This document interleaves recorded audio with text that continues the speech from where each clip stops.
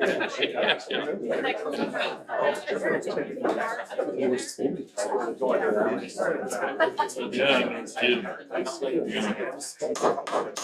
morning, everyone. Thanks for being here today. I call this meeting of May 5th, 2026 to order. Please join me in the pledge of allegiance. Pledge allegiance to the flag of the United States of America and to the republic for which it stands, one nation under God, indivisible, with liberty and justice for all.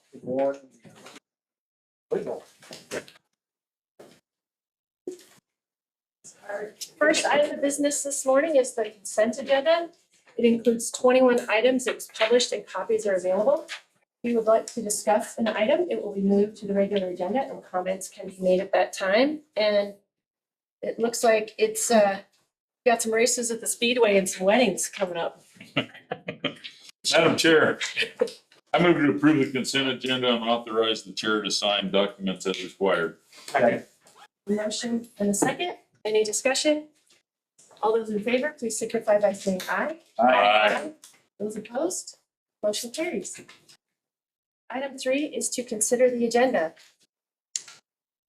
Madam Chair, Yes. I move to approve the agenda as published. Second. A motion and a second. Thank you. Any discussion?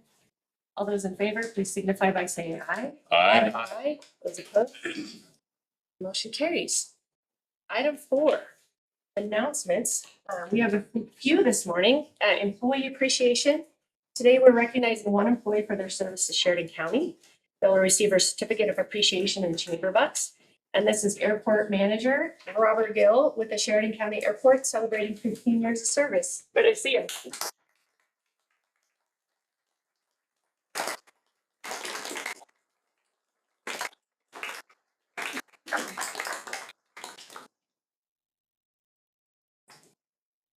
And we have our county commissioner scholarships. We've offered 3 $1,000 scholarships to 2026 Sheridan County High School graduates. We have Danny Grooms from Sheridan High School, Brooke Crum from Tongue River High School, and Paul Lobdell from Bighorn High School. So congrats to those students. And then we have one more appreciation. Joseph, if you don't mind coming up. Thank you, Madam Chair, and members of the County Commission. As you all know, but for folks in the audience, my name is Joseph Baudet. I'm a reporter for the Sheridan Press. I cover government and politics. As a self-respecting journalist, I never thought I'd be on this side of a public meeting.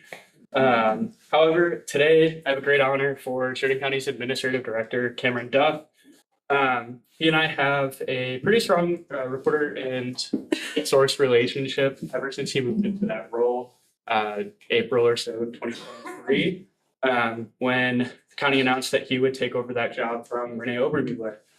That relationship was born, at least in part, out of our shared attendance of the university home to the world's first and best journalism school. And I think that's what makes being able to hand Cameron the Wyoming Press Association's Benjamin Franklin Award for Open Government so special. I feel strongly that Cameron and I have a shared dedication to informing the public. The award was created by the WPA to recognize officials and government entities that go beyond the minimum legal requirements and actively embrace transparency. One award is presented each month throughout 2026 to really celebrate the nation's 250th birthday, really coinciding with everything that we've got going on in Wyoming and across the country. My editor, Ashley Snoozy, and I wanted to nominate Cameron for this award because of his professionalism and responsiveness. He shows up for our community by helping to ensure public information is available to both reporters and members of the public. He has really helped keep an open line of communication during some of my more contentious records requests and worked quickly and diligently to fulfill my super easy, simple requests as well. It's no secret that perhaps my most contentious request related to the termination of a county employee and emails leading up to that. However, Cameron really helped to ensure that my colleagues and myself were really informed of the status of that request and helped to kind of give it a kick in the rear and make sure it was moving down the line. Our requests for Sunshine Week projects over the last couple of years have been way simpler and related to our county commission's participation or other county electeds' participation in committees that are not subject to public meeting laws because they don't have a quorum of our county commissioners.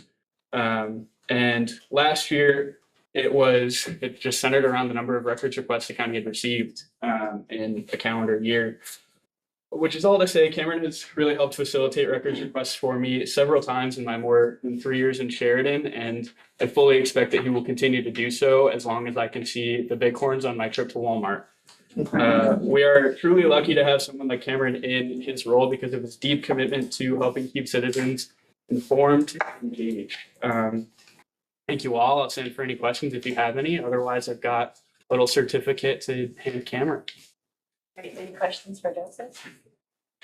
If there are no questions, just congratulations.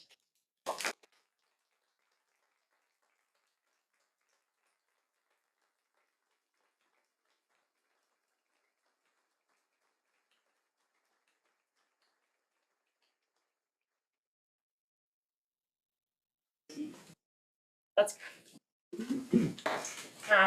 item 5 is public comments on matters not on the agenda. We didn't have anybody on the sign-in sheet, but would still open it up.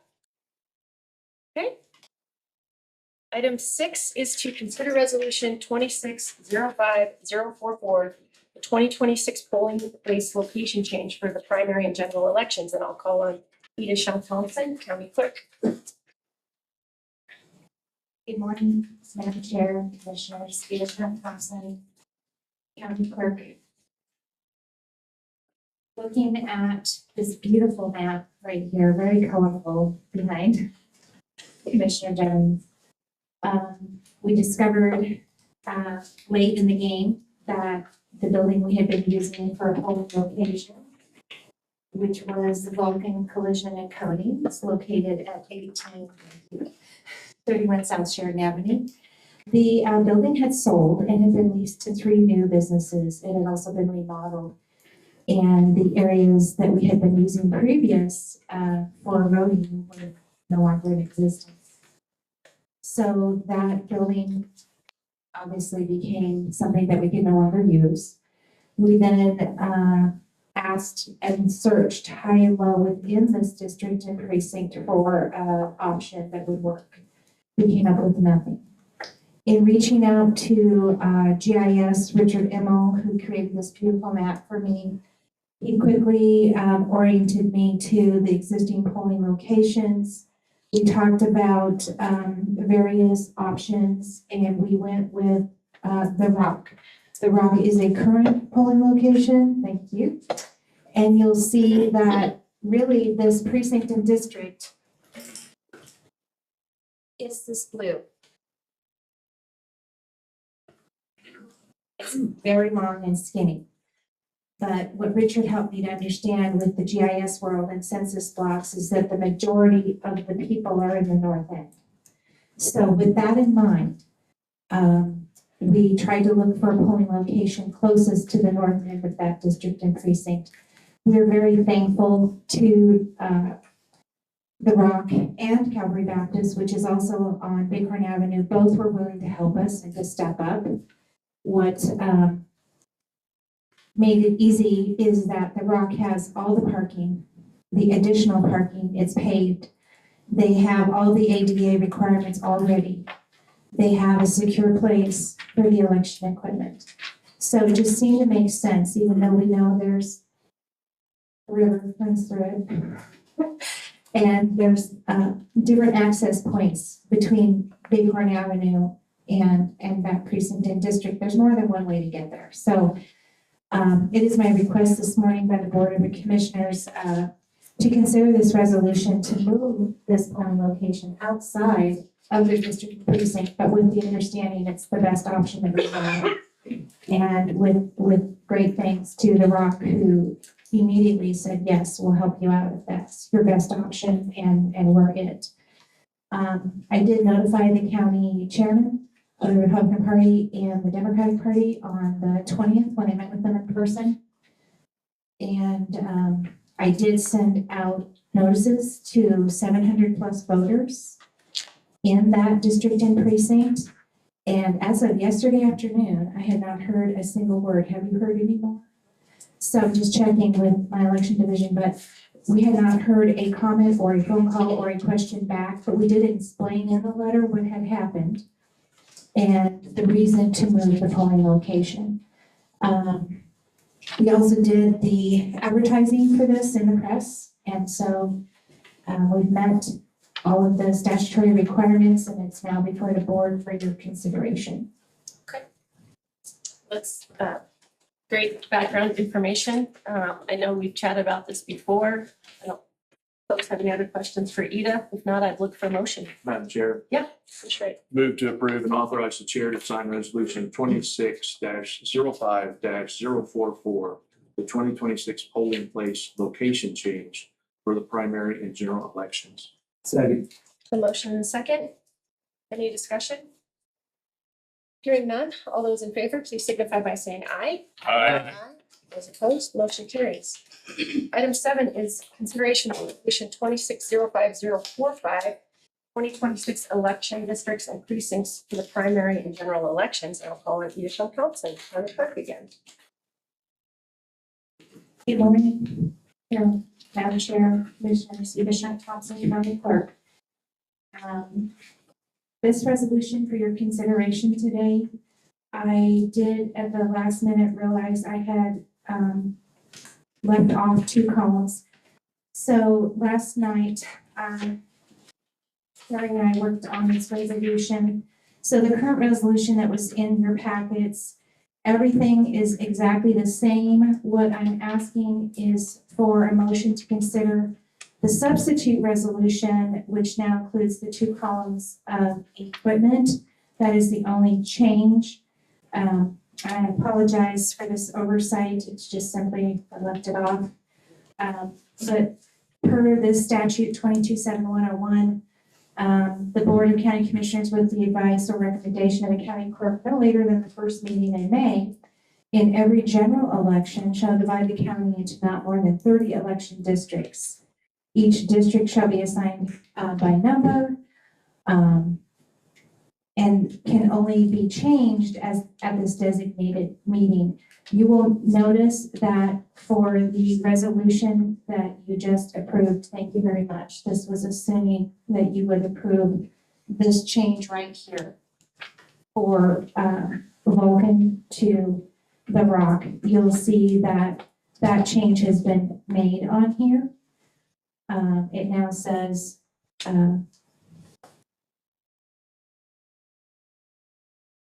so it now says the Rock, 1100 Bighorn Avenue. You'll notice the equipment is all the same, but it just puts it all into perspective, everything that we're doing. We've got our district and precinct numbers outlined here. You will notice there's not more than 30. We have 29 districts and precincts, but less than 30 election districts. Each district shall be designated by number. So you'll notice that, for instance, District 2 has District 21, 22, 23, 24, 25. So there can be more than one precinct within a district. So we're well under that number of 30. We've documented where the polling location is for that district. We've noted the actual physical location, the city or the town. As you know, we're quite a large county, so we are spread out all over. And then the type of voting equipment, the type of ADA voting equipment as well. So it's just a matter of getting it official and making this recommendation now that we're into this next election cycle. Which is exciting to be at this point already. So nothing really unusual, it's just standard operating procedure here, but it does need to go before you as a resolution that you see. And again, I would ask that you would accept the substitute resolution. So with that, I would look for a motion for the substitute resolution.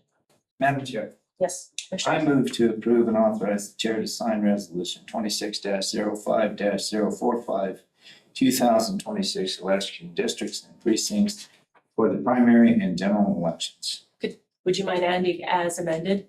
as amended. Thank you. Second that. Okay. All right, we have a motion and a second. Any discussion? Hearing none, all those in favor, please signify by saying aye. Aye. Aye. Those opposed, motion carries. Moving on to item 8 is consideration resolution 26-05046, appointment of special counsel. I'll call on Ida Shaw Thompson. County Clerk.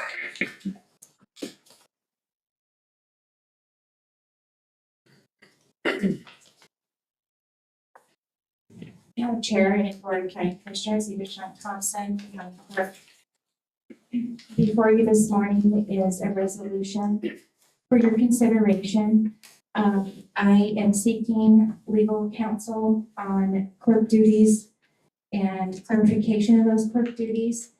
And in this particular situation, County Attorney Bennett is not able to advise me as she is my attorney and your attorney. So I'm asking for appointment of special counsel so that I may get that legal advice. On March 31st, 2026, I did send the board a memo as county clerk and budget officer, and I had reviewed my current statutory functions as the county clerk and the MOU that we have dated and signed February 20th, 2024 between the board and the county clerk. And then out of respect for the office of the county clerk and the office of the board of commissioners, there are changes that I wish to seek and need that legal counsel in order to know how best to proceed. So the resolution before you this morning is to consider that appointment of special counsel for me. I would look for a motion and a second for discussion. Madam Chair, Commissioner Wright? Move to adopt and authorize the chairwoman to sign resolution 26-05-046, appointment of special counsel Timothy M. Stubson, proudly Fleck, to represent Sheridan County Clerk. Second. We have a motion and a second. Clerk Thompson, thank you for putting that forward and for your memo. I guess some things I wanted to bring up. The MOU expires in November. It's only good for one term. I feel that it wouldn't be a good use of taxpayer dollars at this time to be digging back into it. I haven't seen, I mean, I have your memo, but it doesn't specify based on statute where the MOU isn't working. I feel that if we want to address something now, we could perhaps use the finance committee to go through your memo and talk about some of those things. Or we could create another group. I know, I had some questions on the memo, just some specifics of things you're referencing that wasn't clear to me. And I know there are some issues for the auditor on some of those items. So I'd prefer to have a discussion together with a couple commissioners or the finance committee and go from there. Madam Chair? Yeah. When I first became a commissioner 8 years ago, we had a system in place. And it seemed to work very well. The auditors that did our audit told me that they held us up as the cleanest way of doing things in the state. And at that time, the clerk decided that she was unhappy with the system, and at that time hired a special counsel. Therefore, because she hired a special counsel, the commissioners also had to hire a special counsel to do that at the same time, again, using taxpayer funds to do so. We had mediation with 2 attorneys and a judge at that point in time.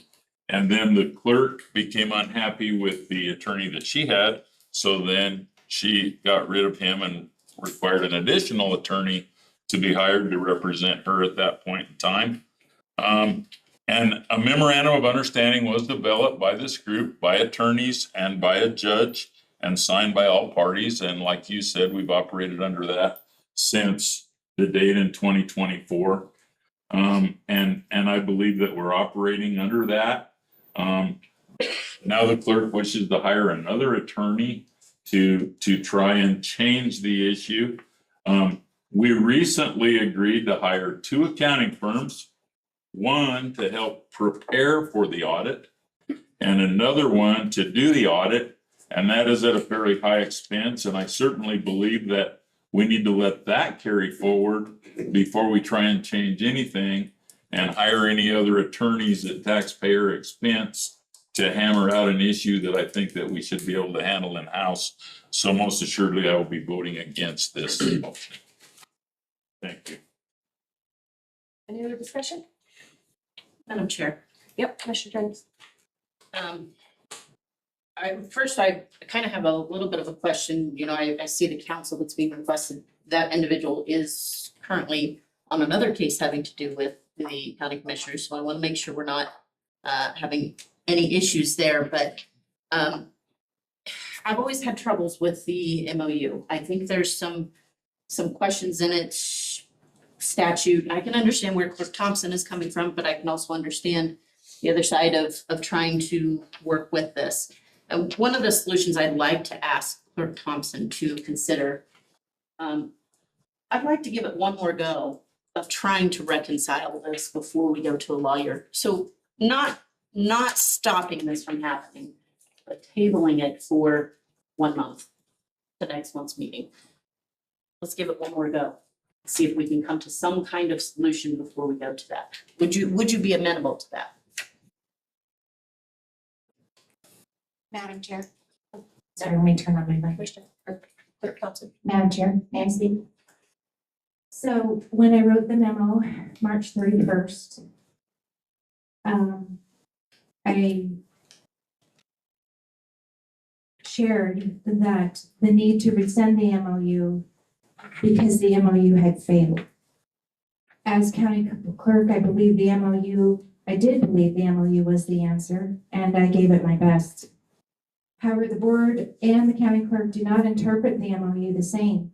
The MOU, as interpreted by the board, keeps the clerk from fully performing the duties of the county clerk and directs the board to exceed their statutory authority. Now, this is my opinion. I have tried to get a legal opinion. I've tried to get advice on how to rescind the MOU. I've tried to get advice on when does the MOU expire. My understanding that as long as I was clerk, it was in force. So it's news to me that the MOU expires. The failure of the MOU is concerning to me. I've shared my concerns throughout the 2 years with then Chairman Siddle. I met with him one-on-one. I met with Chairwoman Haswell one-on-one. I have met with County Attorney Diana Bennett, and always end up at the same place, that even though I present and try to reach out and discuss and have these conversations, I've been pushed down the road. It's not been brought up. Working through the duties of the county clerk, the MOU was so significant. And I would like to gently push back. Chairman Siddle, we resolved so many issues with that MOU. We did. Such as, I wasn't even the acting budget officer, and statute was clear about that, and that came back to me. Such as, the clerk was supposed to be issuing the checks, the warrants, and I wasn't doing that. That came back to me. There were numerous examples of where this MOU was necessary, and it wasn't that I was unhappy. I am personally offended by those words, that you would use that when this was not a personal, emotional reaction. It was professional. It was in the course of duty, protecting the office of the county clerk. It didn't have anything to do with individual emotions. And my biggest regret is that I didn't let it play out and go to court. I have sought legislative help, and I've been told, just take the Board of Commissioners to court, just let a judge decide. If in fact it doesn't go the way that you want it, and the way that you interpret it. And I clarified what that is. I am the only county clerk in the state of Wyoming who is not doing AP and payroll from beginning to end. So in looking at the MOU, the part that failed is accounts payable and payroll. The board currently has employees who are doing accounts payable and payroll. My request is very simple. Move those employees to my office, the office of county clerk.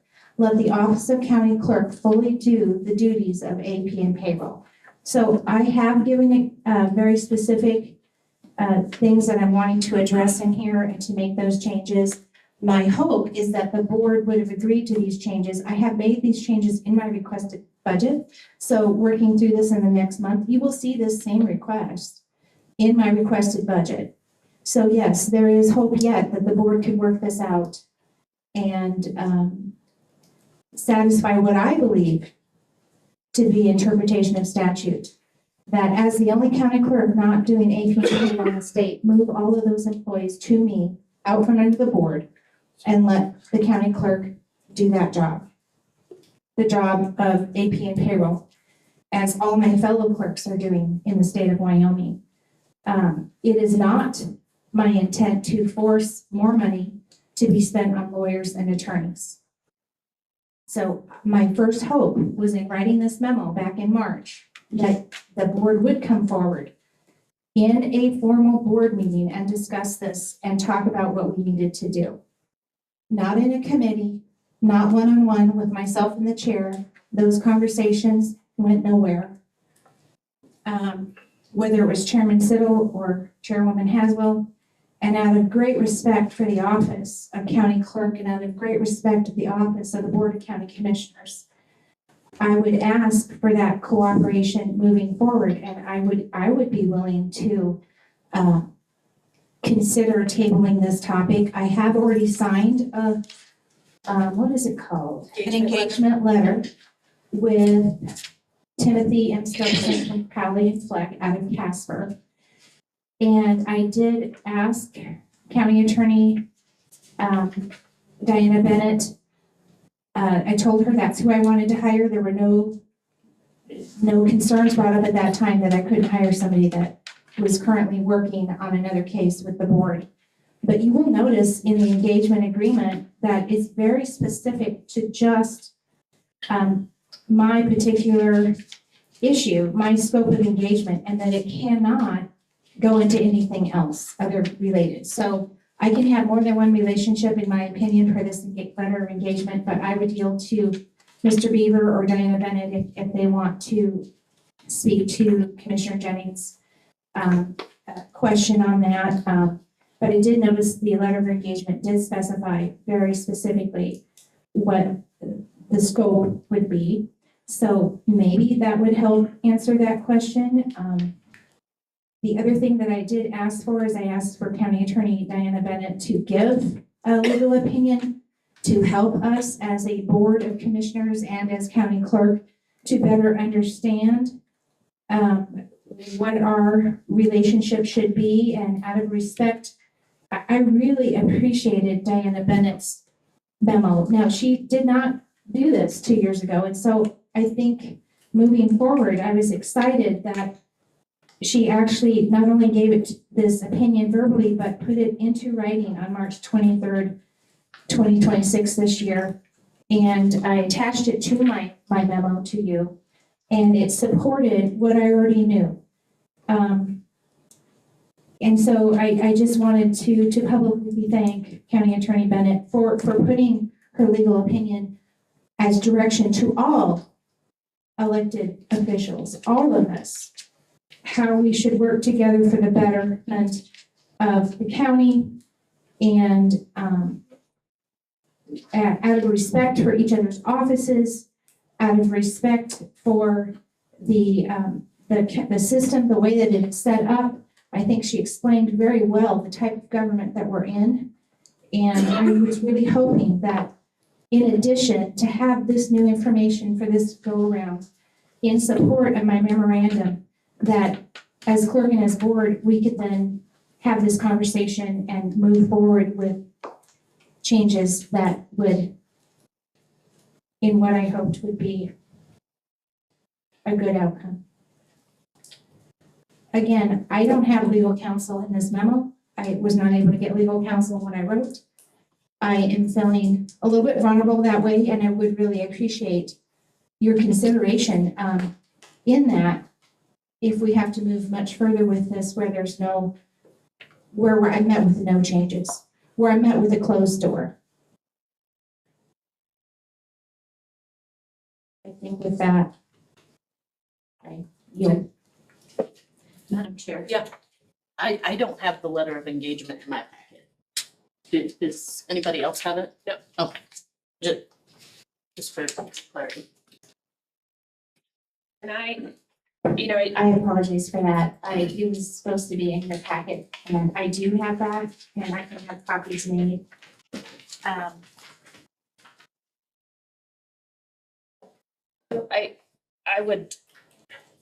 I would prefer to table this until it expires myself. And then work through if we have to have a work session. I don't know in statute. I mean, you have to issue the paychecks, all the health insurance premiums, the 457 plans, all of that. And you do that. And the Board of County Commissioners can mandate how the payroll's done. We start it up here and then we send it down to you to finish and completion. You're not involved at all. And the same for AP. You issue all the warrants. So, and there's additional things in your memo that I think we can go over, but I would want to table this until November. Madam Chairman, one thing I would like to add to is that we've seen a lot of stuff on the national level, on the state level, and so on about protection of identities, protection of numbers, and so on. And I think that our HR department does an outstanding job through our insurance, through our whatever, working through that all of our employees and all of their families, all of that personal information is protected. And I am very, very adamant that personal information be protected and not available to a large group of people. Do we have any new comments before we vote? Madam Chair, Yes. I am in favor of tabling it 7 months down the road. I think that's a long time. I too was not aware that it expired. So, you know, I think 1 month is where we should plan and try and bring a conclusion to this instead of drawing it out for half a year. Madam Chair, I'm in agreement that I think that 7 months is a little long to be letting this draw, and it's gone on quite a while, and I think that a month, a working group should address this and hopefully get resolution to it without litigation personally. And Commissioner Arzi, I mean, he had signed the MOU. So it's a legal document and it expires in November, 6 months. So So what you're saying is that if we, Mr. Beaver, would you weigh in on this? Can we actually do a working group, or does it have to go through attorneys at this point? Madam Chairman, Commissioner Artsy, the only concern is any committee of this board cannot have more than 2 board members, or else you have a quorum and then you're in a public meeting. Not that you couldn't do it in a public meeting, but just that's always my admonition when you talk about working groups and commissioners and so forth. Madam Chair, yes, would legal counsel Clint Beaver be willing to weigh in on whether or not he agrees the MOU expires as an expiration date? Madam Chairman, I don't have it in front of me. I'm not going based on. and Clint, Clerk Thompson, part of the discussion during mediation, you know, we had the emails from you relinquishing XYZ responsibilities. But because that was a prior term, we couldn't use that in the mediation. That held no bearing on those conversations. So there was a window of a 4-year term that this would apply to. Those were the discussions. And Madam Chair, I am letting you know I'm not aware of that, and I haven't been advised by that by my legal counsel that I had at that time, that there was an expiration date. In fact, I was told the opposite, and I think if we were to go back to it, we could even listen to the recordings. From my memory, that was not the conversation.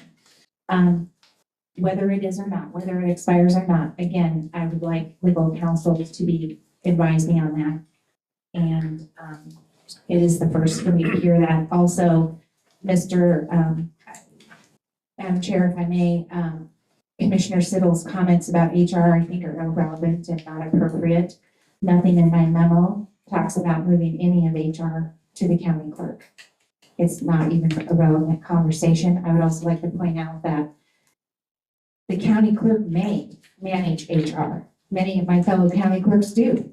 Many of my fellow county clerks don't have an HR assistant that is works for the board.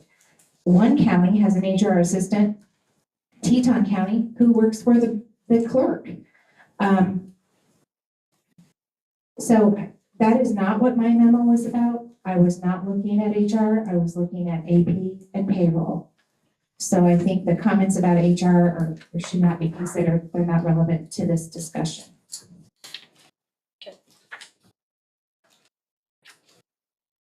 Yes. Since we did make a motion and a second, do we need to deal with that motion first before we consider tabling the item, or? No, if you, Or the motion a can be motion, withdrawn. a motion to table would take precedence over the motion that's on the floor.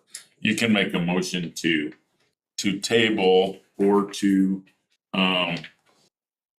move it to a different time, and that would take authority over the motion that's on the floor. If you make the motion to table, then we don't deal with this motion today. Then, Madam Chair, I'd like to make a motion to table this item for 1 month, till our next meeting. I'll second that. We have a motion and a second.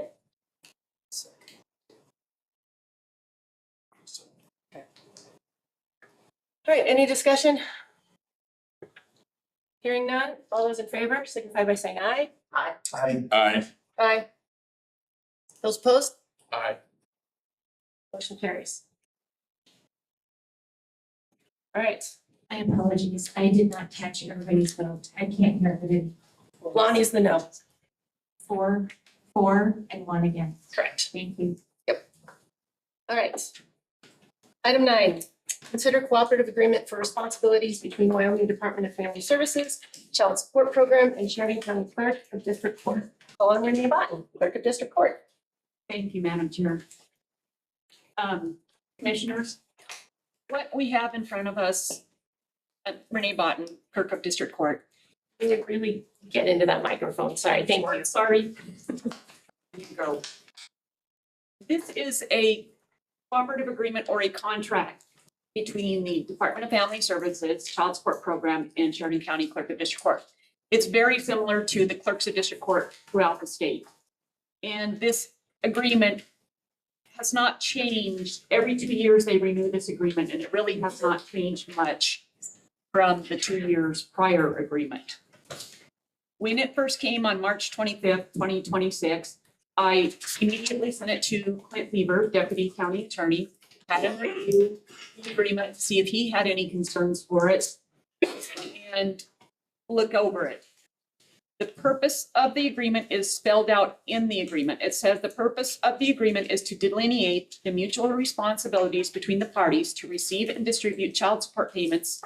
According, And you just have to get closer. okay, sorry, There you go. I'm sorry. I have to breathe into it. According to federal law, rules and policies regarding Title 4D of the Social Security Act, as amended and to enter child support orders or divorce decrees and specify payment of child and or medical support, whether the case is 4D or non-4D as specified in section 5 below. Our office receipts payments of child support and sends out payments for child support. We have over $150,000 per year child support coming into our office, as well as a lot of different decrees of divorces, paternity orders, and orders regarding that child support. With that, we have federal tax information that comes to us through confidential financial affidavits and parties' information that we are required to protect. And this agreement is simply that. It protects both the clerk of district court's office as well as the Wyoming Department of Family Services office. When Mr. Beaver looked at this, the only change he had was to require them to change the signature line from Tom Ringley, who is no longer commissioner, to Commissioner Chairman Haswell. And so that's what we requested. So with that, I would ask that you guys consider and accept this cooperative agreement between the Wyoming Department of Family Services and the Sheridan County Clerk of District Court. Any questions for Renee? Pretty straightforward. Look for a motion. Madam Chair, Yes, Commissioner. move to approve and authorize the chair to sign the cooperative agreement for responsibilities between Wyoming Department of Family Services, Child Support Program, and Sheridan County Clerk of District Court. Second. A motion and a second. Any discussion?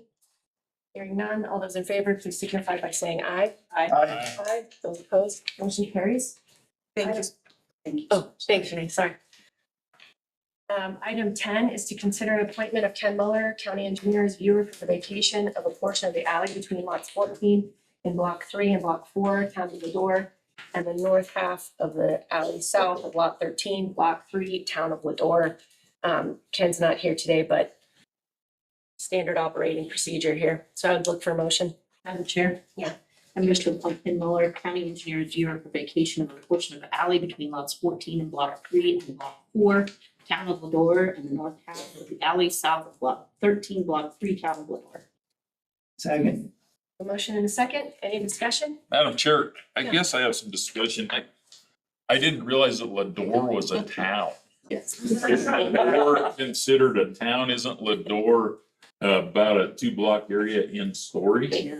I don't There's a think happening that, place, I bet. I don't think that's, I don't think this is appropriate that we're calling Lador a town, because Lador is not a town. Lador to me is a building and a lot. I Madam don't, Chair. Yeah, good. yeah, This is a legal description. Yeah. And that is simply all it is. Every piece of property in the state of Wyoming is described by a legal description, and this is its legal name. really? Okay. So All right. this puts you on the map exactly where you need to be. If you didn't see this legal description in front of you, it would be township and range. So this is the legal description. It puts you right on the map.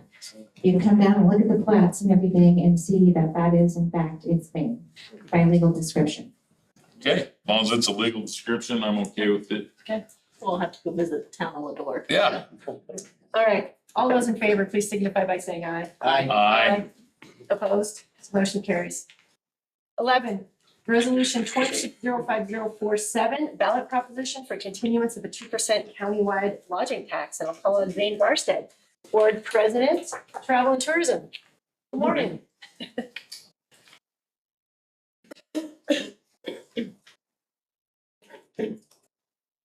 Morning, everyone. Can you hear me? You're doing good. Well, Sean cannot be here, Sean Parker, our executive director, so he sent me, and as a matter of fact, he wrote me some notes because he knows I'm Canadian, an ex-bull rider and hockey player, so with that on my resume, you know, I need all the help I can get, so I have some notes here. Sean was here at the April 20th meeting to talk to you about the lodging tax and its importance. And our board, along with the towns of Claremont, Dayton, and Ranchester, and the city of Sheridan, requested that the Sheridan County Commissioners place the countywide lodging tax on the November 2026 ballot for public vote. As you know, the lodging tax has been in the city of Sheridan since 1993 and in Sheridan County since 2018. It has been at the rate of 4% since 2005.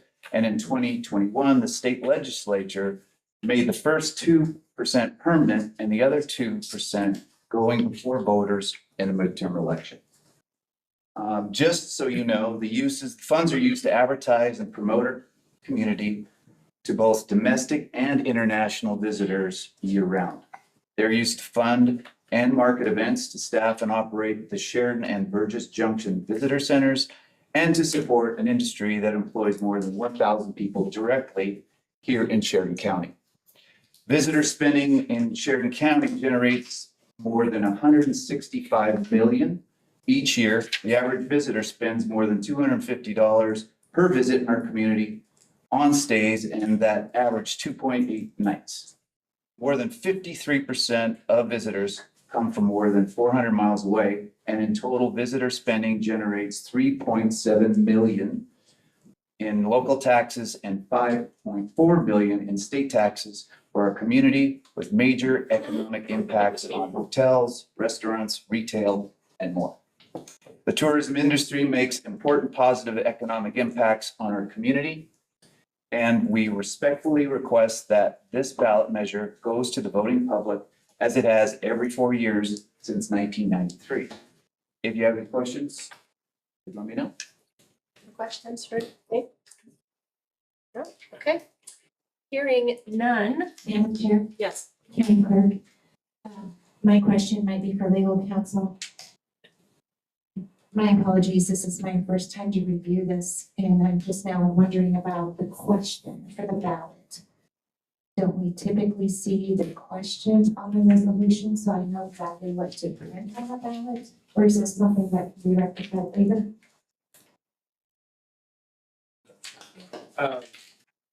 Yes, Clerk Thompson, I know what you're referring to in the resolutions for like the cap tax and the two-cut tax. I believe those are in accordance with explicit statute. I haven't looked at this statute in particular to see if it dictates that it needs to be part of the resolution or not. So I can't answer your question right now. Madam Chair. Yes. I went off of the one from last year or 2022 and did the same draft. And then there was a letter sent from the commissioners to the clerk with the wording of the ballot measure After the resolution after passed. the resolution passed. Yeah, thank you for that. Chair, Satisfied? you know, I would definitely ask that Clint look at that and confirm, sounds good to me. I do have to publish the proclamation, send it to the press in the next 2 days, and I need to have all ballot questions as the question will be presented on the proclamation, and so I would just ask that we speedily get that letter to me so that I can add that to the proclamation. We will get that to you. Madam Chair, Yes. I move to adopt and authorize the chairman to sign resolution 26-05-047, ballot proposition for continuance of the 2% countywide lodging tax. Second. Motion and a second. Any other discussion? Madam Chair, Yes, Commissioner Jennings. I fully support this going on the ballot. I think the people should decide whether they're taxed or not. My only concern comes with the first whereas. This is whereas the Board of County Commissioners of Sheridan County, Wyoming supports the continuance of 2% countywide lodging tax. I understand that if this passes, the majority of the Board of County Commissioners will be basically supporting it. But I think it's putting our finger on the scale. And I would feel the same way if it said oppose. I would like to see us remove that first section because there is a section later on that says we approve the placement of the proposition onto the ballot, which I wholeheartedly support. So I'd like to move to amend to remove the first section, the first whereas off of this resolution. I'll second that amendment. Any discussion? And I think previously it said unanimously and we removed that. And it couldn't say oppose or there would be a resolution. I was using that, Madam Chair, I was using that to make a point of whether we support or we oppose it, we are taking a stance and we're putting our finger on the scale. For anybody who reads that resolution to say, oh, well, the Board of County Commissioners supports this, so maybe I should vote for it. Or they oppose this, so maybe I should oppose it too. I just don't want that. I don't want our finger on the scale. Any other discussion? Hearing none, all those in favor of the resolution with the amendment? We need to vote on the amendment first. We need to vote on the amendment first and then vote on the Okay. motion as amended. Commissioner Siddle? Okay. All right, all those in favor of the amendment? Aye. Aye. Aye. Those opposed? Okay, motion carries. I would look for a motion to approve the resolution We had that motion as amended. and it's amended. Now you just have to vote on it as All those in amended. favor? Aye. Those opposed? Right, motion carried. Thank you, Zane. You passed. Scored a goal. You did a great job. Yeah. Thanks, James. Yeah. All right, item 12 is consider resolution 2605-048, establishment of salaries for elected officials. So we've had a couple meetings on this baby. We've got lots of memos and information from our other electeds. We have a resolution before you. We would be moving to the clerk, the county clerk, the treasurer, the assessor, and the clerk of district court to $100,222.50. The sheriff to $105,110. The full-time county and prosecuting attorney is $153,000. The commissioners are at $33,900. No change there. And the county coroner had requested a salary of $70,000. So I would look for a motion to open discussion. Madam Chair, That's right. I move to adopt and authorize the chair to sign resolution 26-05-048, establishment of salaries for elected officials. Second. A motion and a second. Any discussion? Madam Chair, Commissioner Siddle? I do think that obviously we know the cost of living's going up and so on and this has to be done at this point because we have an election coming up. And so people need to know what they're filing for when they file for election. The one thing that I guess I would express my opposition to is that the coroner has asked to become a full-time position and go to $70,000. And one of the things that was said was that this might get more people to think about running for the coroner's position. And remember here, on all these positions, we're not talking about people, we're talking about positions. Because anybody can run for any of these positions. And personally, I believe if we move the coroner's job to a full-time position, our past two coroners prior to our current coroner were part-time, did a fine job, and certainly would not have applied for this job had it been a full-time job. So I am in opposition of making the coroner a full-time job, and my recommendation and my amendment, I move to amend by saying that the coroner receive a 15% raise, the same as all of the other elected officials. I'll second that. I would just note it is 15%. Our piece for the attorneys is a little less at 13 because of the state's match, but okay, we have a motion and a second for the amendment. Any further discussion on, and I think that would take it to about 39,500. Commissioner Jennings. Yeah, Madam Chair, I'm gonna make a different amendment here in just a few minutes. Oh, when we get gosh, finished. I'm gonna get all twisted. Sorry, we're gonna do this one first, I won't make it hard.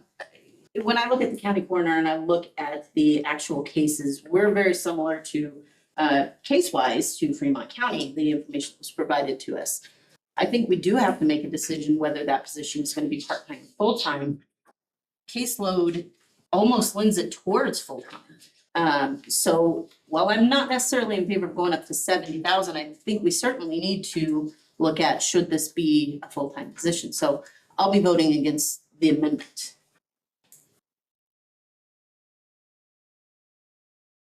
And I don't have those numbers in front of me.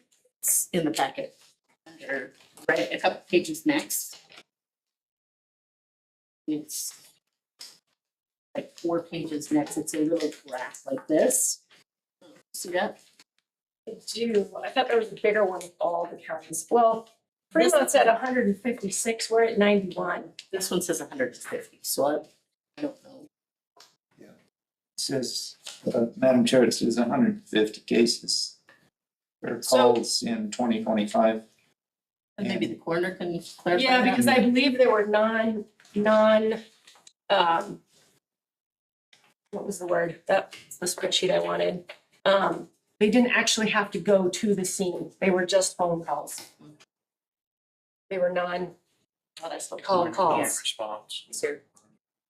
Yes.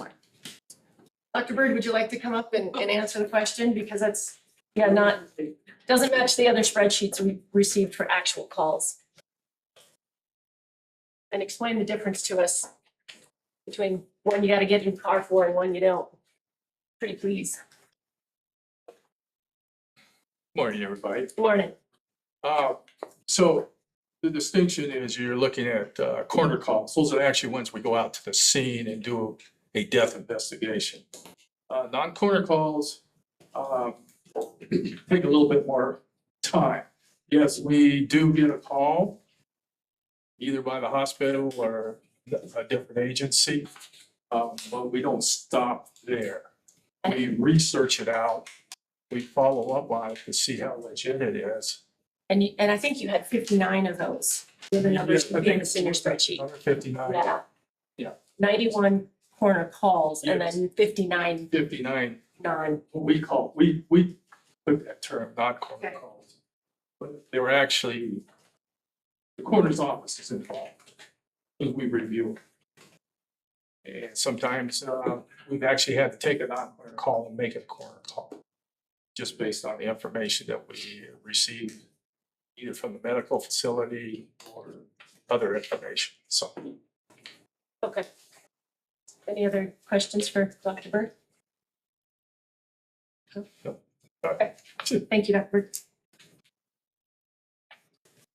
All right, any other discussion on Commissioner Siddle's amendment? Okay, if not, all those in favor of increasing the coroner's salary by 15%, say aye. Aye. Aye. Those opposed? I, The motion carries. Madam Chair, yes. I'm ready for my amendment. Okay. Madam Chair, I'd like to, I'll make the amendment and if it gets seconded, then I'll explain why. I'm moving to retain the county clerk, treasurer, assessor, clerk, district court at the current salary of $87,150.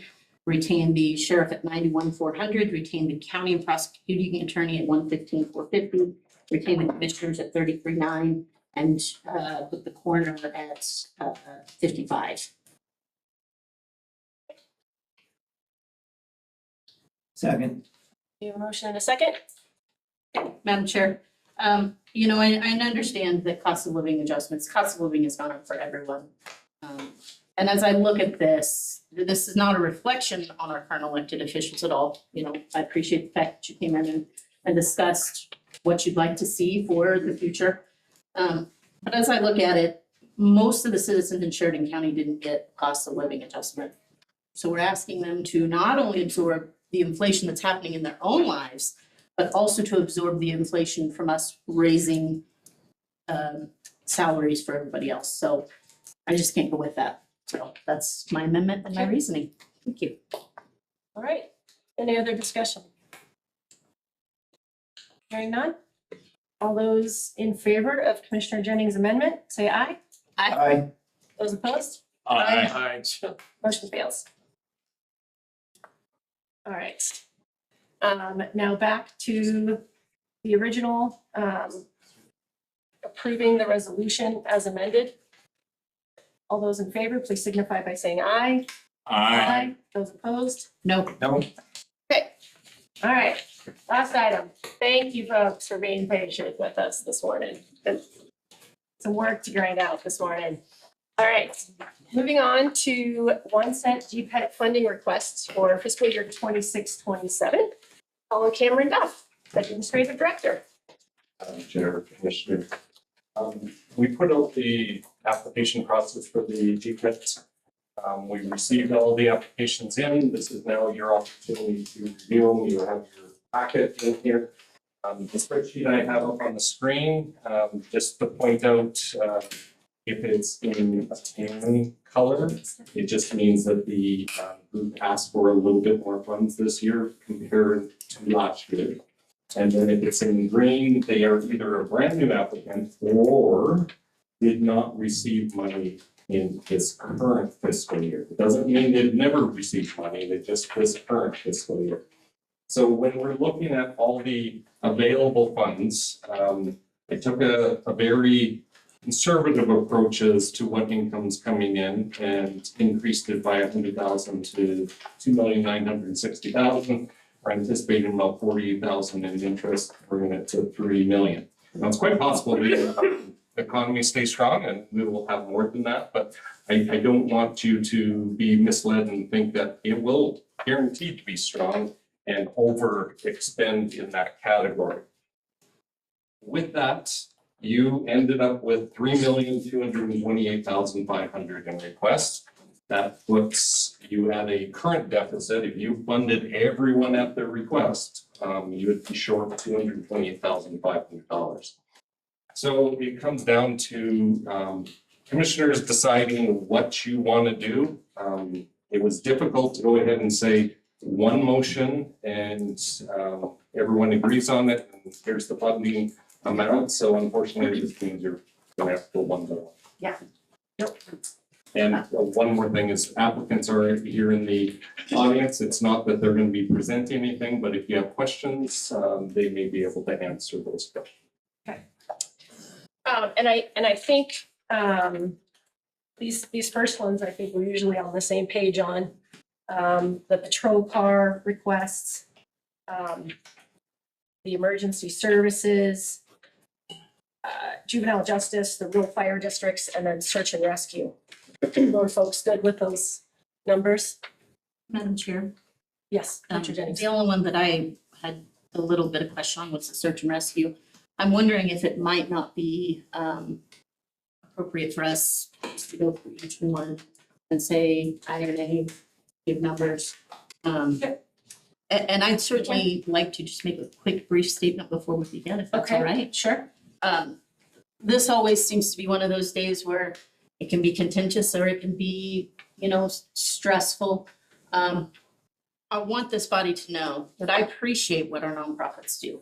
My decisions today are not based on whether your organization is doing good things or whether I think they're worthwhile. I think our nonprofit organizations do amazing things in this community.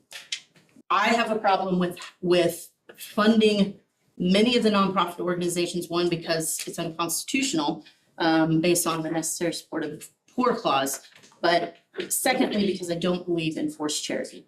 I want all of us to have the ability to decide which nonprofit organizations we want to support ourselves and not taking it from other people's pockets. It's easy to be generous with other people's money. So I'd like to see us move more towards supporting essential services. I sent out an email to the entire board yesterday with some ideas. And of course, to make sure that I'm not violating open meetings law, I very, very clearly said, please do not talk back to me. It was one-way informational only email. But I would like to see us, of course, support emergency services, that first section, and then Claremont Fire District, our library, Fair Board, Conservation District, Advocacy and Resource Center, put some money in contingency, and then I'd like to see us divert some of this money towards our essential services such as road and bridge. We know that we need more gravel, we need possibly some more blades, maybe some more operators. Fire district, we could have a really bad fire this year. I'd like to see us put some money aside for that. I know our clerk of district court and both our county attorneys, their caseloads are very difficult. We've heard that over and over again. I'd like to see us look towards putting some of this general purpose excise tax, which we're allowed to do, towards helping with that. So that's my statement. Okay, thank you. All right. We'll just start with the first one. Patrol cars. Votes in favor of 400,000. All those in favor signify by, oh, I need a motion. So moved. Second. All those in favor, please signify by saying aye. Aye. Aye. And Cameron, you'll just plug those in for us. Thank you. Emergency services payment for $170,000. So moved. Second. All those in favor, please signify by saying aye. Aye. Aye. Juvenile justice program, $160,000 is the request. So moved. Second. Madam Chair, I did have a question on this one. I don't know if we have anybody from juvenile justice. Nice here. He is here. Okay.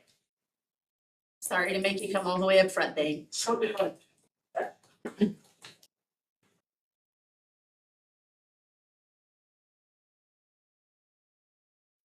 Morning, Madam Chair and Commissioners. Mike. Yeah. Is that better? Yeah, thank you. And if you could give us your name for. Dane Pearson, I'm the Administrator of the Sheridan County Justice Office. Madam Chair, Dane, thank you for coming today. My question had to do with, I know the request is we're attempting to keep the drug testing program going. I was under the impression that we were looking at taking that to the sheriff. And I did not see that in the request. Could you just clarify for me what's happening with that? Commissioner Jennings, I'm not aware of that. Me neither. During the staff meeting, we talked about, we knew that it couldn't go to the coroner's department. And then there was a request for the sheriff. And if I remember correctly, Sheriff. And I believe in their memo request to us, it talked about staffing and making sure they had the right male-female ratio Yes, for clients coming into I agree. their office. I agree. I was just under the impression, and that's where I'm seeking clarification, because when we had that staff meeting, we talked about, originally it was going to go to the coroner's department, and then there was issues with that. We couldn't do it. But then there was a discussion, and that may have been with Dan Lindley, the previous Yes, it was. director. So I just was wondering if there was any clarification to it going there. So I guess I would say that I know we had, sheriff into it, but then it was also decided that with the support from the sheriff and with county attorney's office, that we just keep that testing with us, so that way it just made it simpler and easier to, keep it within the office, since we were already have been doing that for years. And I guess, sure, is that anything else to say? Morning, Commissioners, Madam Chair. Levi Dominguez, Sheridan County Sheriff. So with that initial discussion that we had, I was open to looking at the possibility of assisting if that was the, necessary to do. When I looked at their numbers, I had to reach out and say, what were your numbers? I was not aware of the amount of testing that they were doing, thinking that we could potentially do it with our testers through the 24/7 program. With the amount of testing that they do every week, that's just not feasible. We would have to hire additional personnel to do that as well. And so when you're looking at that, it just makes sense to continue the funding through the Justice Office to allow them to do the testing. That's what I was just asking. Thank you. Okay. All right, we have a motion and a second for $160,000 to juvenile justice. All those in favor, please signify by saying aye. Aye. Aye. Right. Those opposed? Rural fire districts at $154,000. Do we have a motion? So moved. Second. Any discussion? Yeah, Madam Chair, this is one place that I actually agree with Commissioner Jennings. I really feel we're gonna have a fire season this year, and I think that this is where we need to raise either either raise it right to the fire districts or put it in contingency earmarked for additional funds. I actually put 200,000 to this because I really feel that we're gonna need it. So, Commissioner Arce, do you mind if we vote on the 154,000 and then come back when we see what funds we have remaining? yeah, that's fine too. Okay. All those in favor of 154,000? Aye. Those opposed? Okay. Claremont Fire District at 60,000.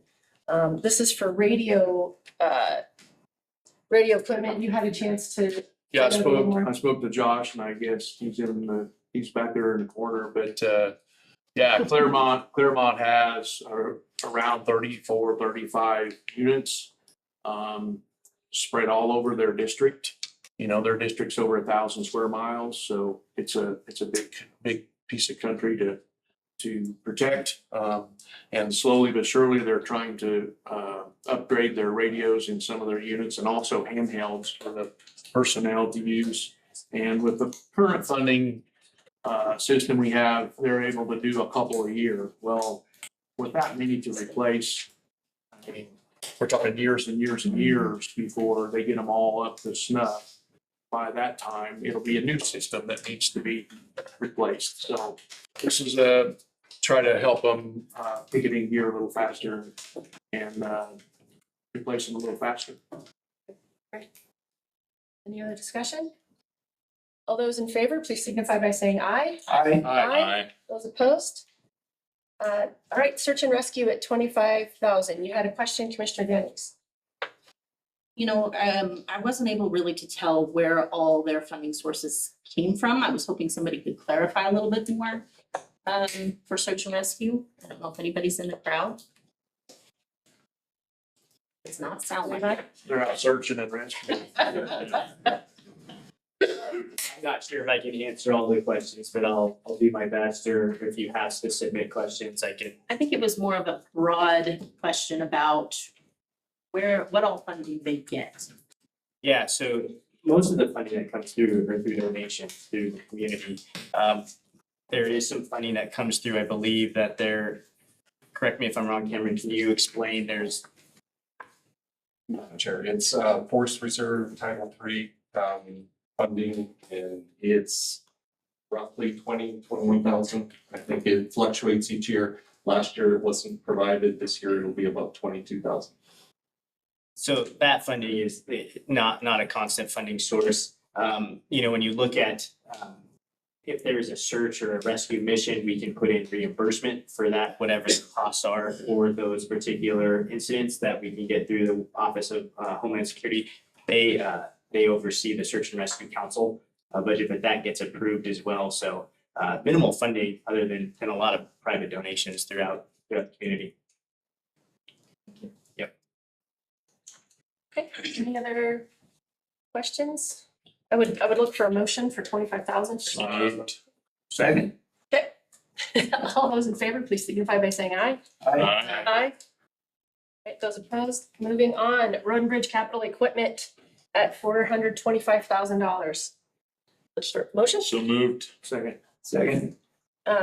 Any discussion? Madam- Good on this one? Yes, Commissioner Jennings. Madam Chair, this is one that I'd like to see increased by $150,000 to $575, if I've done my math correctly. Again, I think roads are probably very close to your number one priority for the county of what we should be doing. And so I talked to Travis Traub, our supervisor, and he said there were several things that they needed to do that have kind of been on the back burner. So I'd like to see us really work to support them. Any other discussion?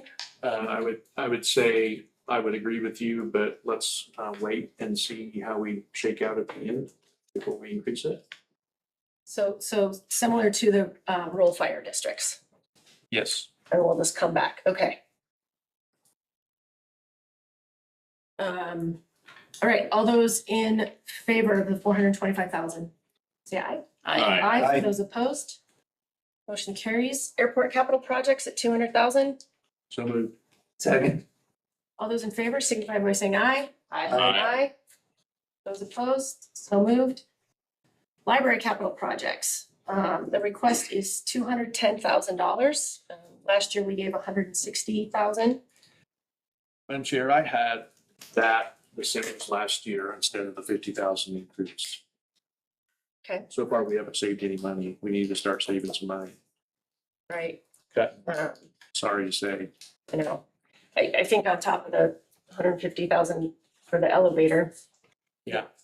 Madam Chair, that one I wanted some clarification on as well. I had a little bit of information that was told me, about the fact that this used to be 120,000. And then when the roof project came up, there was supposed to be a temporary increase to 160,000. But once that roof was finished, it was supposed to go back to 120. I obviously was not on the board at that point. But, that would keep it in line with what Commissioner Wright is going for. I certainly want to make sure that we're taking care of the buildings that the county is in charge of. And so certainly we must start saving for the HVAC system, which is going to be much more than 50,000. So, 120 and 150 brings it to 170. Say that again. So what are you, if it goes back to the original, what it was supposed to be before the changes for the roof, that was, if I understood correctly, 120,000. And then we add in the 50,000 for the HVAC system, that brings it up to 170. So that's the number you would propose? Okay, Madam Chair, Yes. yes, we did not get a second to Commissioner Wright's amendment, and Yeah, we didn't have an track of- official motion. It was Yeah. We're just chatting right now. Oh, okay. So if you'd Alright. like to make one for 170, you No, can, I- or would you like to? No, I just was clarification. Okay. His suggestion would be, Yeah, okay. how much did We've got 160 and 170. 160? Madam Chair, I move to do it, to put this at 170. Okay, you have a motion? I'll second it. Okay, a motion a second for 170. All those in favor signify by saying aye. Aye. Those opposed, motion carries. Fairgrounds capital projects, $170,000. Madam Chair, just a moment. Okay. While we get to it. Yep. Yeah. And I had this at last year's funding level at 100. So, no rhyme or reason, just trying to be Okay. saving us some money Yeah. along the way. Madam Chair, Yes. for myself, it looks like there's 3 different projects that are being requested for the fairgrounds. Emergency lighting in the grandstands, Eaton barn repairs, and ADA compliant grandstand seating. I think certainly the ADA compliant grandstand, we need to do that, which is 50,000. I did have questions for Kimber if she has just a moment. Mostly along the lines of barn repairs.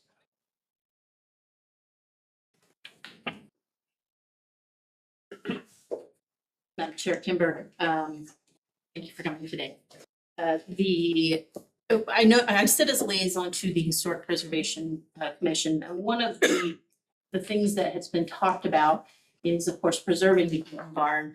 But as I looked into the history, there's not a lot of, it's basically a barn that was put up many years ago. I thought there was some discussion, and if I'm wrong, please correct me, about tearing this down to make room for other buildings along the way, versus renovating. Can you just give me a little bit of history of where that's changed or? Kimber Solberg, Fairgrounds Director. So yes, there was discussion originally with basically taking the Eaton barn and rebuilding it to a bigger structure. The board has changed direction, and many of you are already aware, has purchased a building, and they've been working to on the funding and the direction to get that building put up in order to maintain the Eaton barn that is currently on the fairgrounds in a safe, usable space, there are some repairs that have to take place to maintain that building. So that's the reason for the, I'll say, the shift in direction on that. And it is structural, it isn't, there will be some, exterior improvements to that barn if approved, but some of it is structure that has to be addressed. Madam Chair, Kimber, if you were just looking at the structural aspects and not the exterior, do you have any idea of what that might cost just structural? We are in the process right now of getting the, I guess, RFP put together for that. So I don't have, I'll say, concrete numbers on that.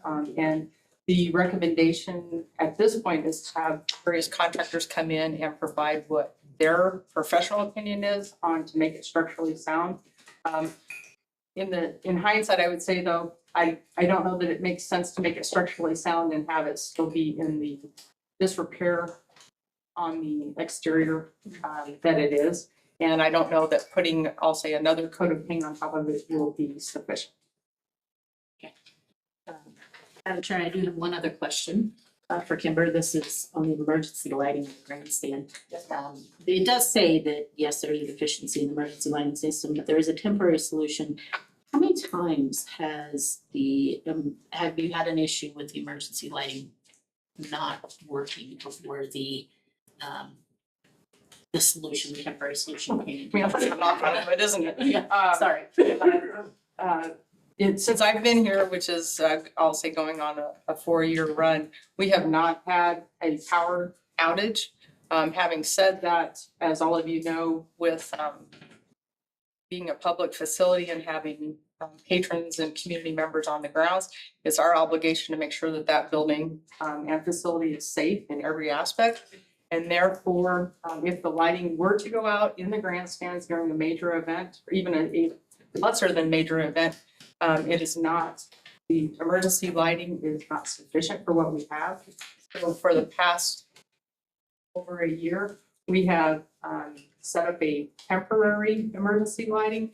Come to find out, when we did our electrical assessment of the fairgrounds, learned that the whole power grid for that section would have to go out for everything to come back on for that backup system that we had been using.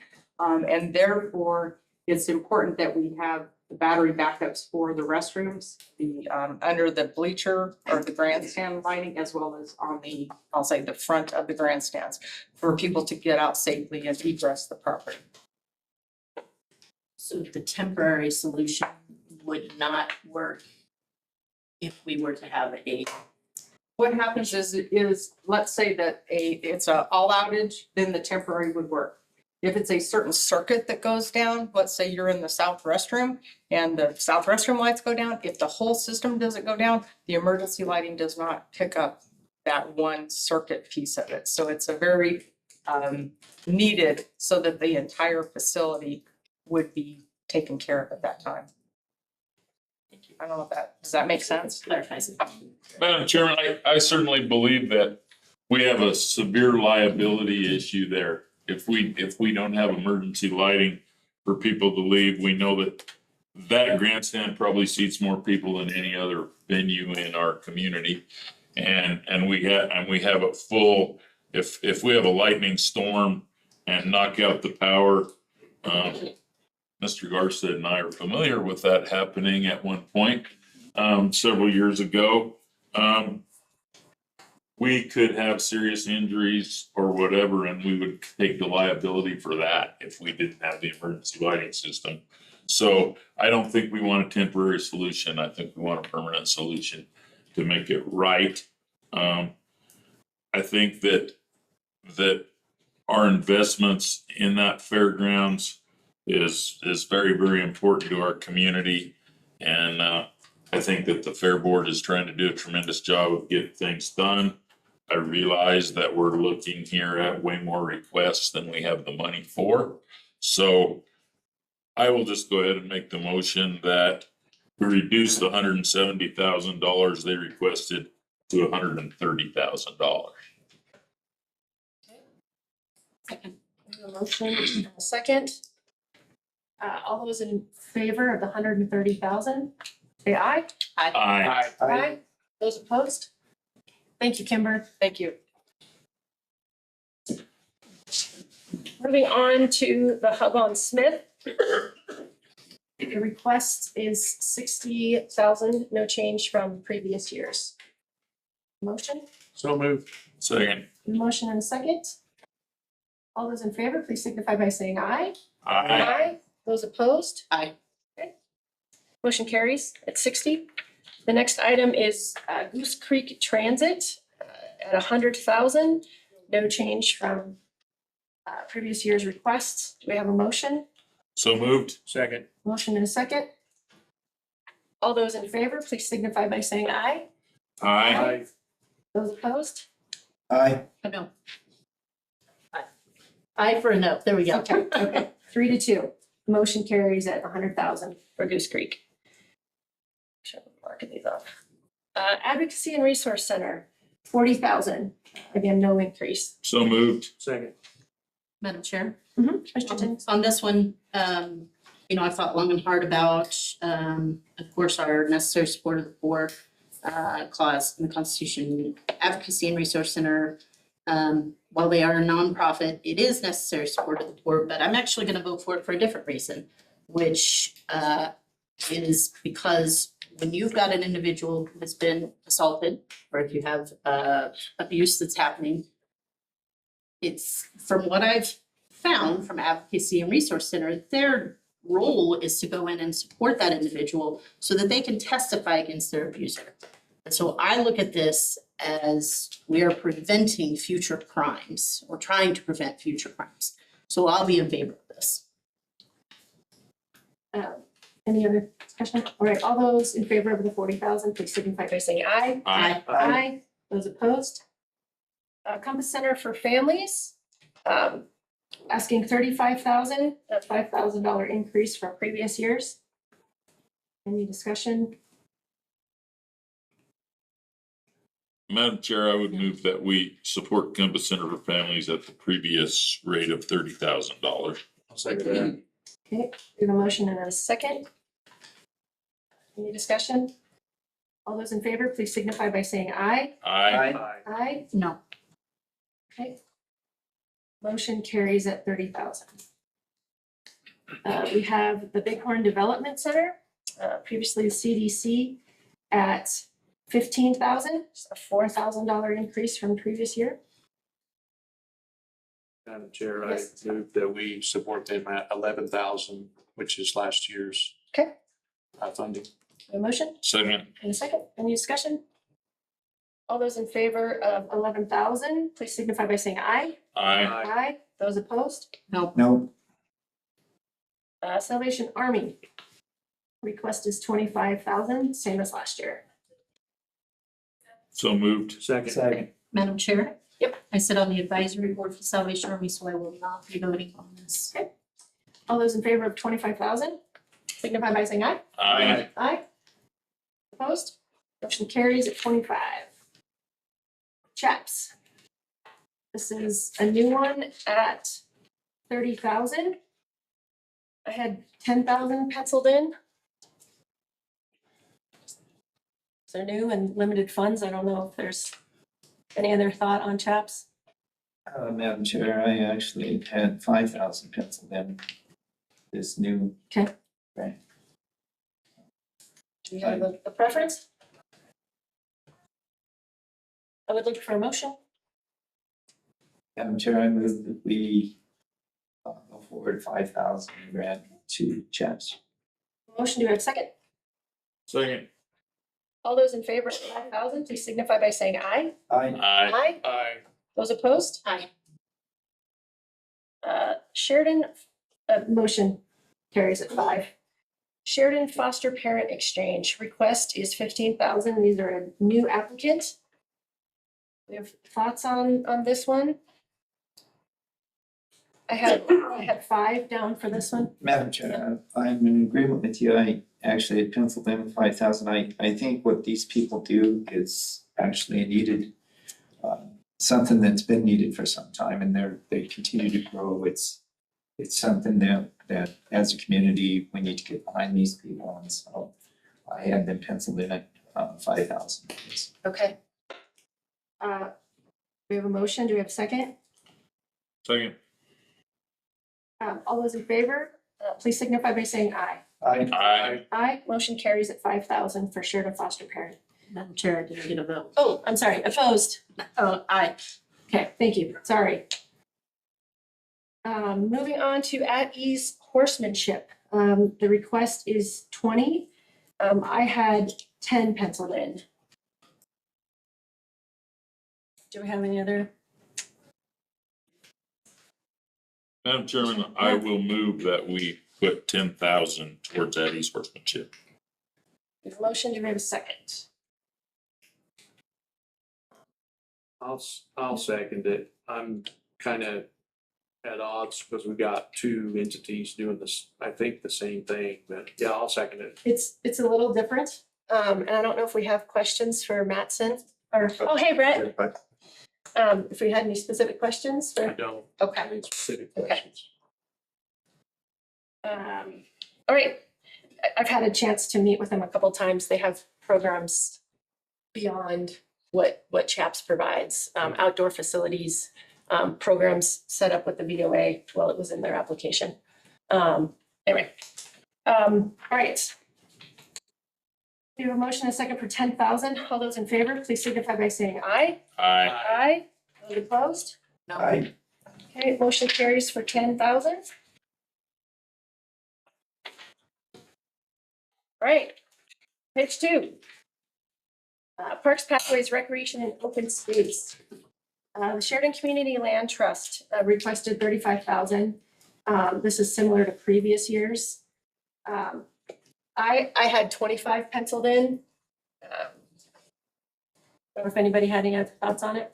Madam Chair, Yes, Commissioner Arzee.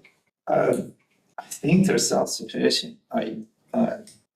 Brad's done an excellent job with getting to get this program to where it's at. I really don't see our need to actually continually fund this program. I did not find out this. Any other discussion? Madam Chair, I think that we certainly serve as the contractee for most of their pathways and those kind of things and signing those agreements. And as such, I certainly think that we at least need to put a certain amount of money in. I'm in agreement with you that less than 35,000 is adequate, but I don't think that we can completely do away with that relationship either. You have a motion or not? So I'll move that we give them the community land trust $20,000. I'll second it. We have 20,000. All those in favor, please signify by saying aye. Aye. Those opposed? No, Motion carries at 20,000. Tongue River Community Center. They have requested 12,500 as in previous years. So moved. Second. All those in favor, please signify by saying aye. Aye. Aye. Those opposed? No. Okay. Motion carries at 12,500. Sheridan Conservation District. Request is 60,000, same as previous years. So moved. Second. Madam Chair? Yes. I'll be in favor of this one because this is a governmental entity which is allowed by the Constitution. It's, I think the testing for E. coli and watching for issues with our water quality is very important to the entire community, so I'll be a yes on this one. Okay. All those in favor, please signify by saying aye. Aye. Aye. Opposed? Motion carries at 60,000. Now we have Black Mountain Nordic. Request is similar to previous 2 years or previous years. Any thoughts on that one? I had them penciled in at 15. Appreciate the programs they provide for the community and the thousands of volunteer hours. Not unlike the land trust, but that's why I had them penciled in. Madam Chair, Yes, Commissioner Arzee. I am not in favor of supporting this with any of public funds simply because it supported itself much like SCLT does. It's got a great group of donors, as well as the other part of this is that it's something that it's not in support of the poor in any way, shape, or form that I could see. I'm just and having had a lot of experience with these types of things here in the past, I think that they're looking at the wrong places to get their funds. So I would not be in Okay. support of this at all. I guess I would just add that I feel like, you know, when we put this on the ballot, the public is aware that these items include our public safety, facilities and infrastructure, seniors and family, parks, pathways, recreation and open space, heritage, history and arts, housing and shelter, economic and community development. So knowing that this optional 1 cent pass, I feel like folks value their parks and pathways. And while I don't think we can fund them at their full request as they've received in the past, I felt the 15,000 was fair. I kept hitting it with my papers. Anyway, well, I would look for a motion. Madam Chair, I would move that we give them half of their request at 13,000. I'll second it. We have a motion and a second. Any other discussion? All those in favor of 13,000 signify by saying aye. Aye. Those opposed? No. No, Okay, motion carries at 13,000. Sheridan Recreation District, this is a new one, at 15,000. I had 10 penciled in. Look for other thoughts. Madam Chairman, Yep. I truthfully do believe this is one that is run through the city and that they have pretty adequate, I think they do great things in our community. My children were involved in those things. My grandchildren been involved in those things. They do great things in our community, but I think they get adequate support from the city and the fundraising that they do, that I am opposed to this being a new request. Okay. So I'll ask for a motion.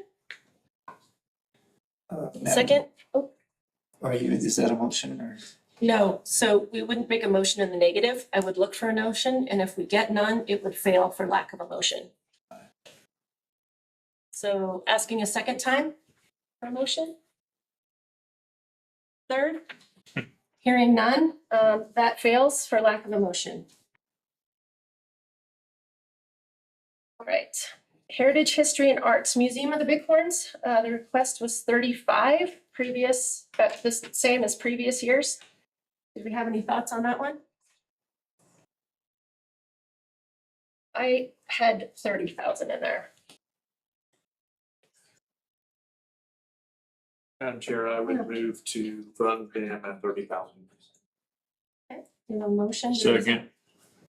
Any discussion? Hearing none, all those in favor, please signify by saying aye. Aye. Those opposed? No. Motion passes at 30,000. Sheridan Arts Council, their request was 5. Previous requests were 2,000, which we've supported. I had them penciled in at previous years at 2. I'm sure I move at the $2,000 level. I'll second that. All those in favor, please signify by saying aye. Aye. Those opposed? No. Motion passes at 2,000. YO Theater. And folks, if you need to leave, if you've already been taken care of, please feel free to leave. I know you got stuff going on. The YO Theater, the request is 5,000. Previous years were also 5,000. Any thoughts on that? I had them in there at 5. So moved. Second. Any discussion? All those in favor, please signify by saying aye. Aye. Those opposed? No. Motion carries at 5. Historic Preservation Commission. The request is 10. They are a county board. I know they just have this not knowing what projects are gonna come up. I don't know if anybody has any thoughts. So moved at 10. Second. A motion and a second at 10. All those in favor, please signify by saying aye. Aye. Aye. Those opposed? No. No. Motion carries at 10. Britain Museum, request is 10, just like previous years. I had 10 penciled in. So moved. We have a motion?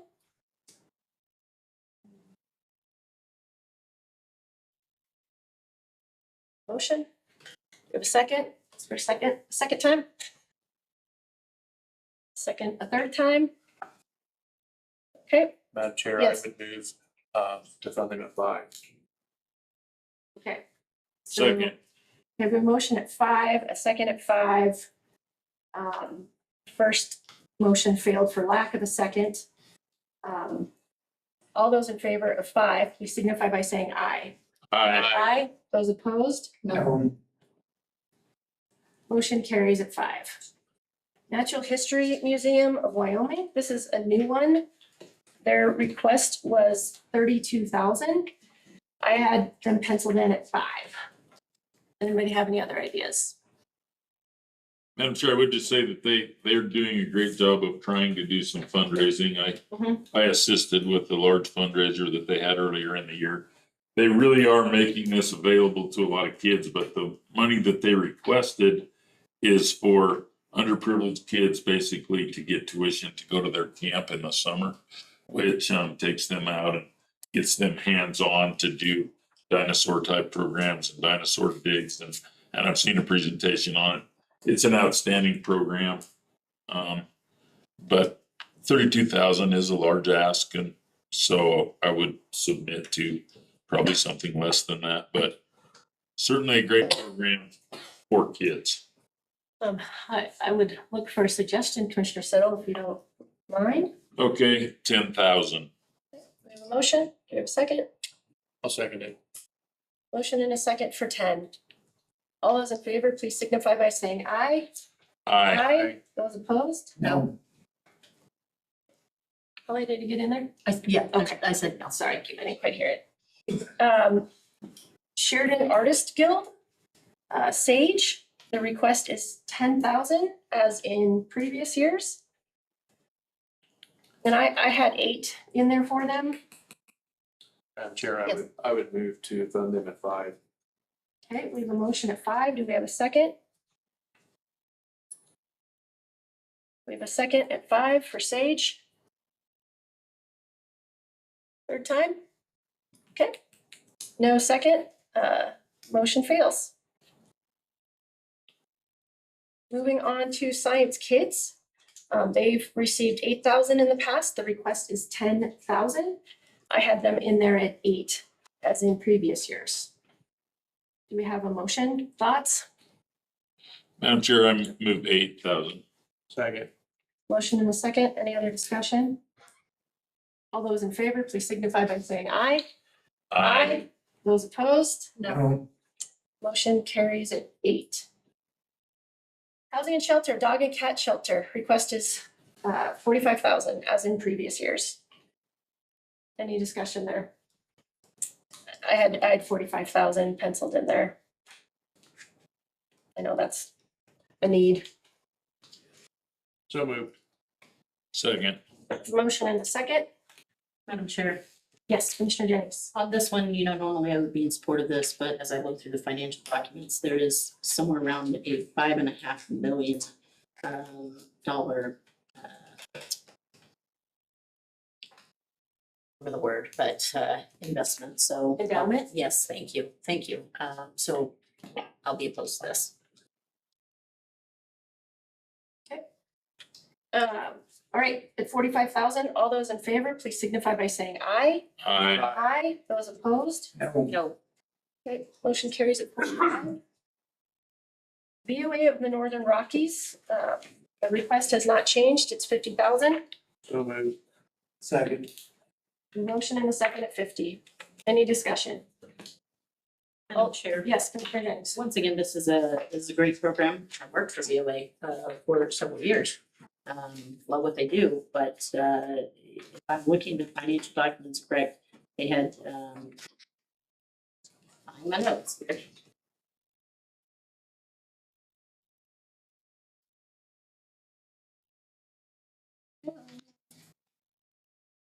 be nice if this sheet matched up with this in order. Yeah, I had them penciled in for less. Okay, so they had a positive 8.1 million in revenue plus expenses, so I'll be in. And was that for Sheridan or regionally? Yeah, it was whatever financial documents that they gave us, so I was assuming Sheridan. All right, we have an emotion and a second at 50. All those in favor, please signify by saying aye. Aye. Those opposed? No, Aye. Aye. Okay. Motion fails. I would move for 25,000. So moved. Madam Chair, Commissioner Arce? my comment on this VOA is that it interconnects and ties into juvenile justice program as well as several others and I'm on that juvenile justice board and I do know that we rely on them very heavily, so I would be in favor of this. Okay. And that number's okay, I can, okay, 25. okay. Madam Chairman, I'd also say that Commissioner Wright and I also serve on the tripartite board, and we also help fund the VOA through the tripartite board, so there is a double. So we are also giving them funds that way, so we're not completely cutting them out at 25,000. I Alright. think that's fair. Okay, all right, so, and actually, I kind of just wanted to open that up for discussion and not make a motion as chair, but Commissioner Arce, would you be good doing that? So moved. Okay, I'll second it. all right, we have a motion and a second for 25,000 for the VOA. All those in favor, please signify by saying aye. Aye. Aye, those opposed? no, Motion carries to 25. Habitat for Humanity, they in the past have requested 10, they're asking for 30. I had them in for 10. Any other thoughts, discussion? I move to fund it for 10. Second. We have a motion and a second. Any discussion? All those in favor, please signify by saying aye. Aye. Aye, those opposed? no, Now, Okay, passes at 10. Economic and Community Development, Downtown Sheridan Association, their request is unchanged at $30,000. Any discussion, thoughts? Different numbers? I would move to fund DSA at 30. Second. We have a motion and a second. Any discussion? Hearing none, all those in favor, please signify by saying aye. Aye. Those opposed? no, Motion carries at 30. Sheridan County Chamber of Commerce at 45,000, unchanged from previous years. So moved. Second. A motion and a second. Any other discussion? Hearing none, all in favor, please signify by saying aye. Aye. Those opposed? no, Motion carries to 45. Commercial Air Service, YDOT, request is 439,000. And Cameron, we feel like this is pretty unchanging, or is this is kind of a moving target? Yeah. We also have 110,000 over on the capital side, so last year was roughly 549,000. We'll be adding in some flights and it's been kind of strong, so we're anticipating that it'll only be the 439. You have two options with this. You can fund it completely on the capital side, which leaves you space over here on GPET, or you can fund it at the 439 request. But one way or the other, you have a contract with YDOT, you have to fund at least the 439 somewhere. And that's the total. Yes. Okay, which would take it out of the cap. Okay. Discussion on that one? Yeah. Madam Commissioner Chair, Jennings. I'll be voting for this. Again, as Cameron pointed out, this is contractual. We can't really Yeah. not vote for it since we're in Yeah. contract. Just didn't know if there's any discussion on cap and how we've sometimes split it in the past. That's, yep. Madam Chair, I move 439,000 for commercial air service. Second it. Got a motion and a second. All those in favor, please signify by saying aye. Aye. Aye. Those opposed? Motion carries. Sheridan Wild Rodeo, First People's Powwow for 10,000. We've funded them in the past at the same amount. And the reason why this is down there as a new request is because the way it was done last year, we took it out of last year's money instead of, so the previous year's money. So it shows up as a new request, but it's a recurring request that has happened in the past. So I moved for the 10,000. Seconded. Motion and a second. All those in favor, please signify by saying aye. Aye. Those opposed? No, And that carries at 10. Where are we at, Cameron? Chair. Based off of this, you would have 40,500 left. You either fund some other program or you put that into the contingency fund. Last year you had 93,500 in contingency. Revenues came in stronger. That allowed some options. So one of the things I want to point out is under the ambulance service, we had 170,000 in there. We do have an obligation by August to pay 200,000. I'll be recommending in the coming weeks that you pay it out of the current fiscal year GPET funding rather than making a request in this. So I have already offset 200,000 with this. Overall, I would recommend that you put the remaining 40,500 in contingency. Madam Chair, I move that we put the remaining 40,500 in contingency. Second. Motion and a second. Any discussion? Madam Chair, I understand why we're putting this in contingency. I'm just disappointed to see us not funding more of our essential services things that I think we really need to do. So I'll be a no on that. Okay. Any other comments? All right, hearing none. All those in favor, please signify by saying aye. Aye. Those opposed? no. Okay, motion carries. Thank you, Cameron. All right, and with that, we are adjourned at 10:51. Thanks, everybody, for sitting through it all with us.